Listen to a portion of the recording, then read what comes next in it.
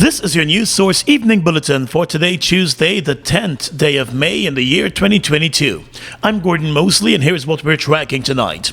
Regional Chairman for Region 10, Darren Adams, today accused the PP Civic Administration of a deliberate move to marginalize the region, despite the government's public promises to support development across the country. Addressing a number of issues facing the region at the PNC Reform Press Conference, the regional chairman said the government's promises of jobs, development, and respect for the regional and local democratic organs are not bearing fruit for Region 10. While the rest of Guyana may not be familiar with the divisive and vile tactics that the PPP has employed to ensure that they punish the people of Region 10 and Linden for simply exercising their franchise to elect the people that they are certain can bring the type of development and quality of life that we desperately need, the people of our region are acutely attuned to the selfish and divisive politics of the PPP, which has no place in a modern society and is entirely the opposite of the inclusivity and comprehensive development that the People's National Congress and the APNU plus AFC bring to the governance of our people. The regional chairman also singled out the recent bulldozing of squatter houses by the Central Housing and Planning Authority. He said the exercise took place days before the deadline for the squatters to move, although that deadline came straight from the same Central Housing and Planning Authority. Check your calendars to verify that today is indeed Tuesday, May 10th, 2022. Today is still not even close to the deadline.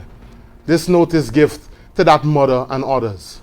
But bulldozers ripped apart her shelter and put her out in the rain between May 5th and May 6th of 2022. This is what the PPP is doing in Region 10. But you do not see and hear this because their propaganda machinery tells you all of the lies about what they are purportedly doing for the people of my region. The reality is Region 10, inclusive of Linden, is being victimized, ostracized, and punished by the PPP regime. The Central Housing and Planning Authority has since stated that housing units and house lots will be given to those squatters who were displaced by the demolition exercise. On the issue of jobs for the people of Region 10, the regional chairman said the government is doling out contracts to contractors from outside of the region, and many of those contractors will arrive in the region with their own workforce. He said more than a month after the vice president promised hundreds of temporary jobs, none of those jobs have been made available, while the problems facing the youths of the region are not temporary. The PPP is placing Lindeners on the breadline.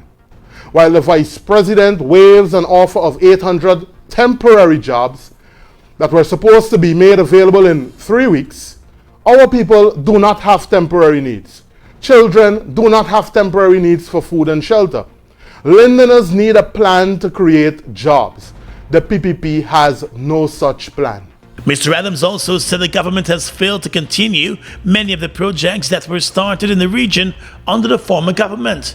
He said if the PP Civic Administration is serious about development in Region 10, it will do fewer photo ops in the region and get down to real work with the regional and local government bodies. More news coming up in just a moment. How fast is fiber? Think fast. GTT Fiber has 3 packages with download speeds of 50, 100, and 150 megabits per second. That's fast enough to stream movies and music, to chat with Gran and Fran, to study, and more. What would you do? Upgrade to GTT Fiber today and don't get left behind tomorrow.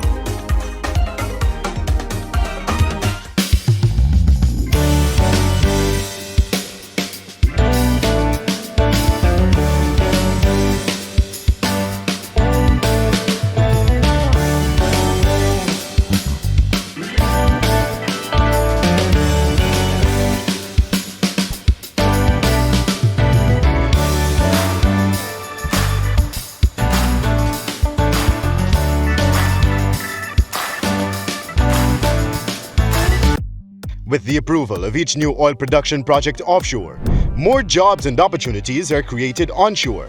And not just for those working in the oil and gas sector, more Guyanese are providing support services in transportation, catering, logistics, accommodation and hospitality, among many others. Oil and gas development is fueling Guyana's transformation.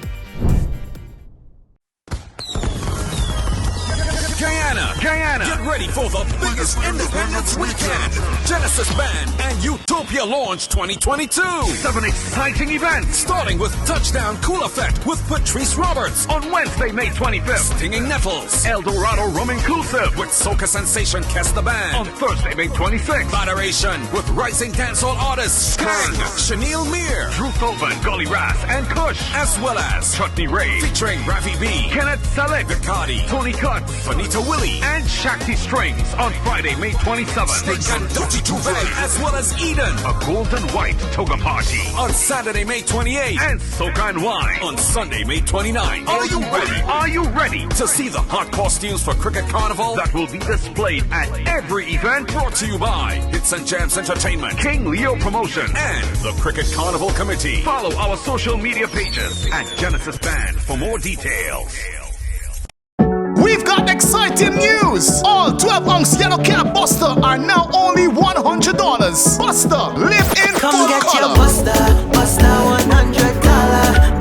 Come get your Buster $100.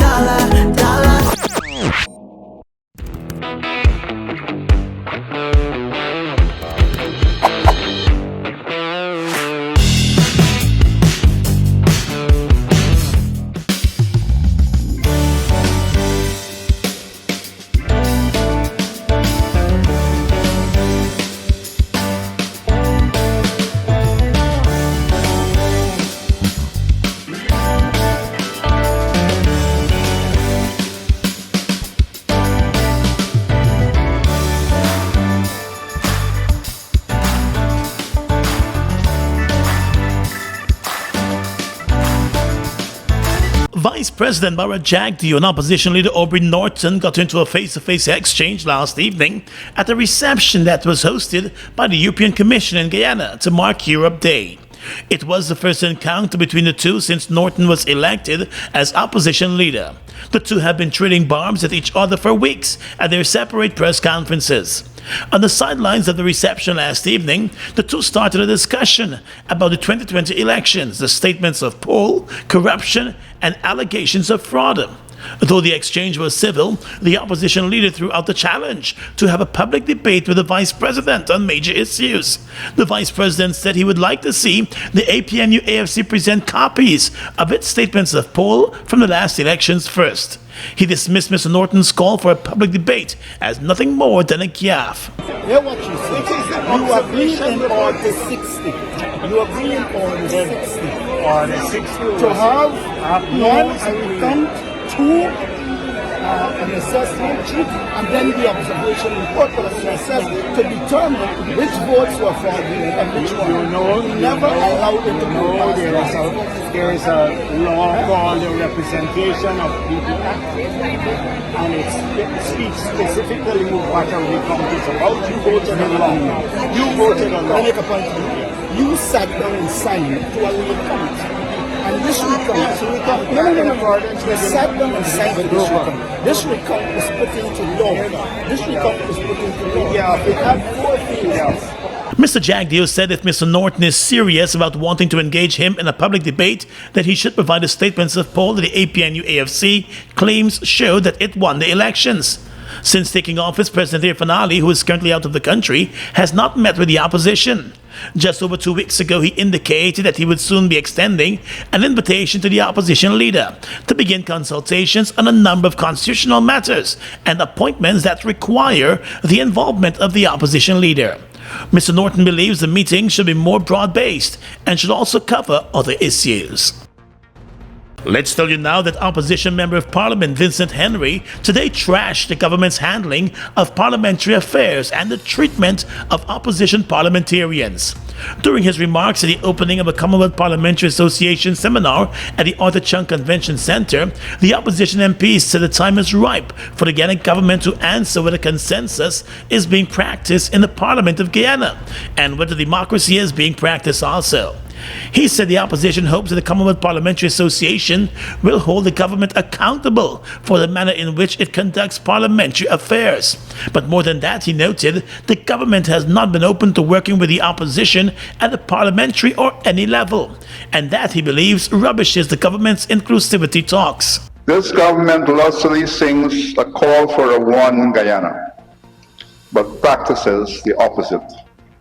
Just imagine that the opposition parliamentarians, who represent at least one half of the people of Guyana, are treated as pariahs by the government of Guyana. MP Henry recalled the exclusion of opposition members of parliament from this year's Republic Anniversary ceremony as one of the many examples of the government deliberately seeking to undermine and exclude the opposition. He continued by saying that the government is only nice to the parliament and only approaches the parliament when it needs money. Parliamentary sittings are seen to be treated more as impediments than being necessary.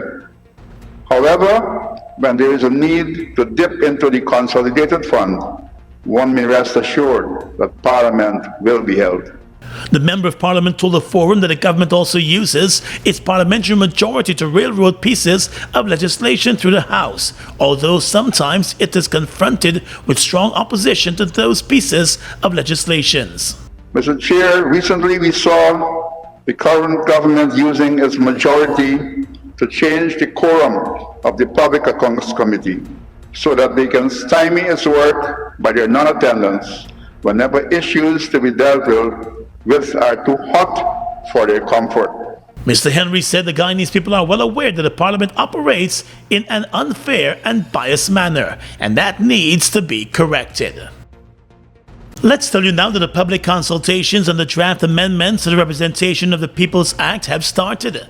The government is seeking to overhaul the elections machinery in Guyana following the 2020 general and regional elections. So far, the opposition APNU-AFC has not yet made any recommendations to the process, and the coalition is firm that the root cause of elections malpractice in the country is a bloated voters list, and that must first be addressed. But the government is moving ahead with the proposed draft amendments. In a statement, the chambers of the Attorney General said many stakeholder organizations as well as individuals have made recommendations and have expressed their opinions in writing on the same. The Attorney General's chambers said they were all invited to yesterday's engagement. Representatives of the Private Sector Commission and the Electoral Reform Group attended, and those were among the organizations that had made submissions and recommendations pursuant to the invitation extended. During the consultation with the two bodies yesterday, the Attorney General used the opportunity to explain the nature and purpose of the legislative proposals and also made it clear that it is outside the scope of the exercise to address issues that will require amendments to the Constitution. He advised that those recommendations be deferred and be presented when the constitutional reform process begins.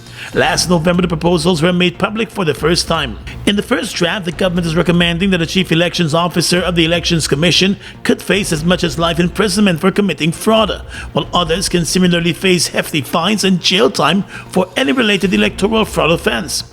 It also outlines a process for the request of a recount, including empowering the chairman of GCOM to grant that request. The government has already commanded some criticism for some of its recommendations and proposals. Blaming the current blackout and power supply problems of the Guyana Power and Light Company on the former APNU-AFC government, the Prime Minister's office announced today that the government has been working to restore the progressive outlook of GPL within a broader framework of cheaper and more sustainable energy production to improve the daily lives of citizens. In the statement, the Prime Minister's office said that already the government has reinstated the uncompromising robust maintenance regime at GPL, reverting to the above-board procurement practice for the use of original spares directly from source and getting back to the well-established pre-2015 schedule of maintenance of transmission lines across the entire grid system. It was explained that in the medium term, significant increases in the generated power will be achieved in response to the demand, with the internal introduction of 9 additional sets and the request for proposals that can potentially see the external addition of 50 megawatts to be garnered through private supply. The Prime Minister's office also said that the 165 megawatts will be garnered through the groundbreaking of Milo Falls hydropower project, which was scuttled by the government.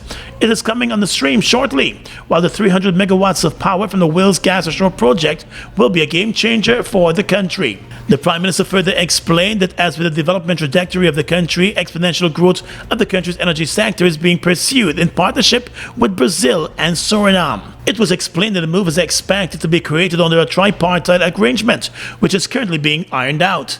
It is also expected that an energy arc will be created across the three frontiers, with a sustainable mix of power providing much-needed energy security. The Guyana Power and Light Company has been coming under fire for the current state of its power supply. Just last week, it was revealed that the country suffered from over 105 blackouts last year, which was above the targeted number.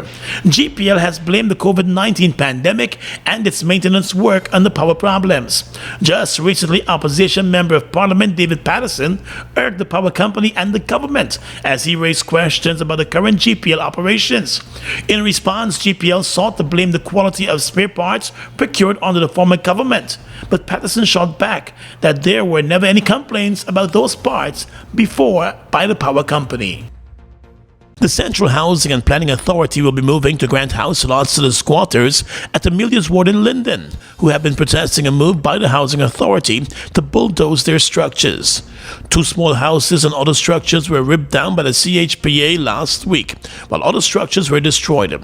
During a meeting with the squatters in Linden yesterday, the CEO of the CHPA, Sharon Greaves, said the 16 persons who were squatting in the area will all now be allocated land. He explained that the same area where the squatting was taking place was earmarked for a road to a new housing area in Amelia's Ward, where more than 400 house lots were being allocated.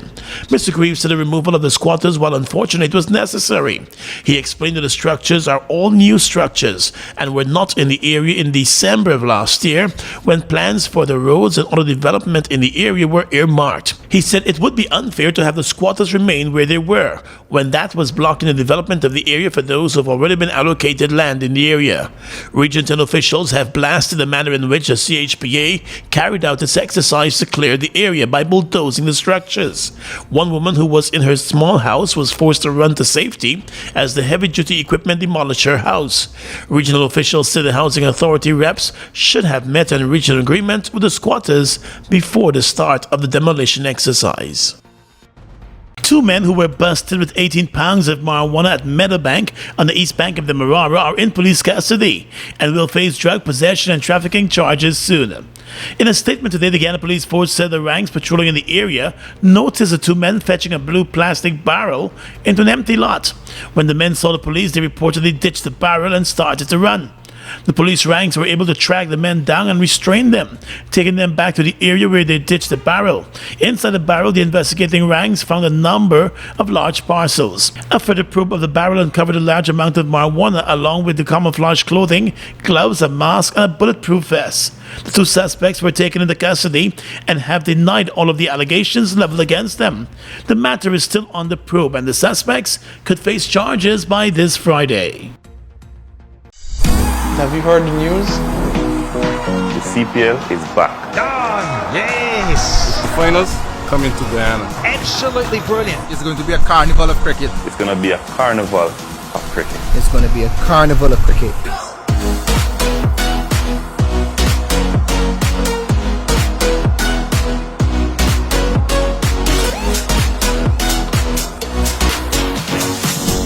See you there.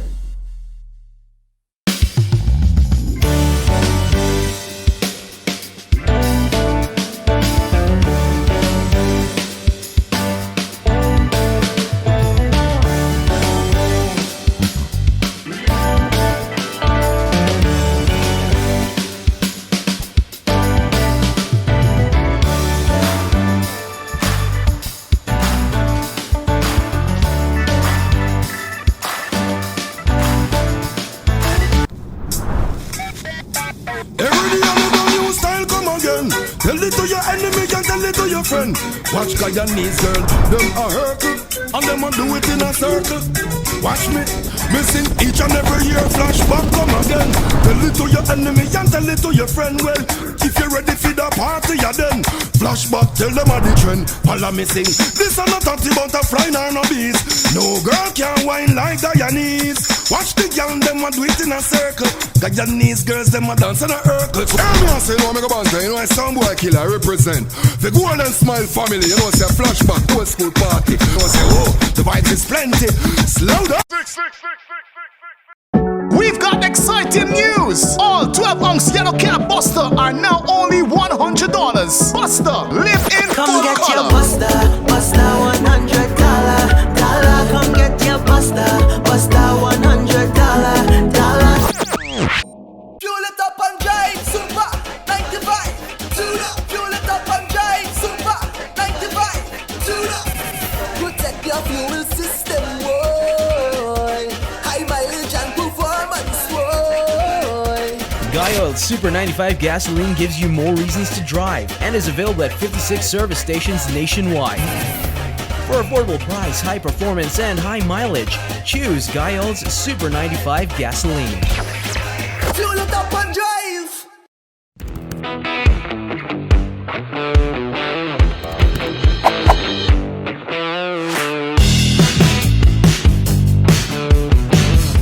Across the region tonight, facing a no-confidence motion, the Prime Minister of St. Kitts and Nevis has fired 6 members of his unity cabinet, and he has dissolved the parliament to pave the way for fresh elections by August of this year.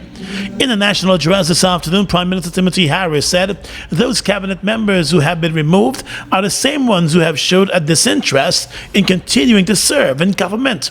He said the 6 are to be replaced immediately. Among the 6 fired cabinet members is the Deputy Prime Minister of St. Kitts and Nevis. It is for this reason that I have taken the difficult but necessary step to remove from their positions those who have shown a disinterest in their duties. I have asked His Excellency to reassign their portfolios to members who are willing and able to deliver for you.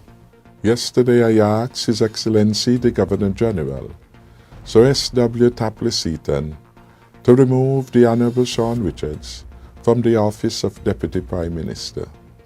In his stead, I have advised His Excellency to appoint the Honourable Jean Hamilton to the office of Deputy Prime Minister. Prime Minister Harris is leading a coalition unity government that is just over 2 years old. This is his 2nd term in office. The unity coalition started to fall apart after various members raised concerns about the state of the islands and the government's response to economic and other issues. The Prime Minister has been defending his track record. The 6 cabinet members who have been removed were among the members of parliament supporting the no-confidence motion. Mexico intends to hire 500 Cuban doctors to work in the country to help make up for a shortage of medical professionals, the President of Mexico, Andrés Manuel López Obrador, has announced. The President visited Cuba over the weekend as part of a regional tour of Central America and the Caribbean.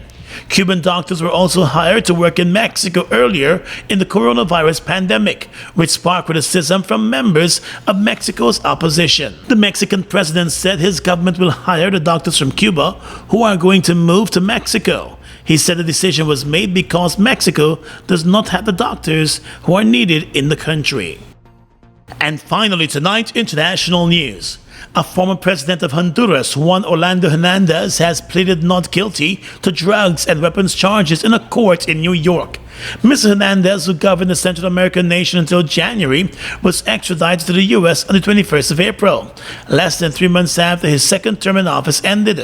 The ex-leader has denied wrongdoing. He says he's innocent and argues that disgruntled drug traffickers are trying to frame him. In a Manhattan court on Tuesday, dressed in a dark blue prison uniform with chains around his ankles, the former president of Honduras only spoke to utter his not guilty plea in Spanish. His lawyer, Raymond Colon, complained to the judge about the inhumane prison conditions faced by the former president, as though he's a prisoner of war. The 53-year-old Hernandez is facing 3 criminal charges: conspiracy to import a controlled substance into the U.S., using or carrying firearms, including machine guns, and conspiracy to use or carry firearms. Before the arraignment hearing, a lawyer for Mr. Hernandez described the case as a vendetta masquerading as a prosecution. And that's your News Source Evening Evening Bulletin for tonight. I'm Gordon Mosley reporting and encouraging you to stay safe.